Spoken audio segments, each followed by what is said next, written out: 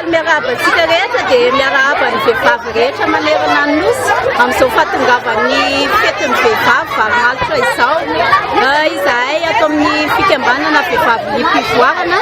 dia nanome amin'ny fankalazana an'izao fahatongavan'ny fety izao dia mampisakafo ankizy miisa 900 eto amin'ny Fokotany Mendrik'Olivana sy ny manodidina Mendrik'Olivana Alasoa dia faly izahay mampisakafo ankizy dia misaotra betsaka indrindra tompoko dia makasitraka ary misaotra be dia be amin'ireo malalan-tana izay tsara sitrapoa nanolo-tanana anay amin'ny nanatanterahana izao sakafo nomenany ankizy izao dia makatelona tompoko mitombo avo zato eniny laninareo taminay. Ie natao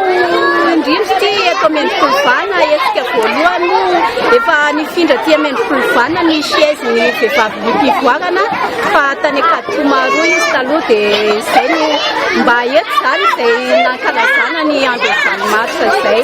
nankalazana ny fikambanana. Ny fomba safidianana azy moa zany dia ankizy sahirana sy misy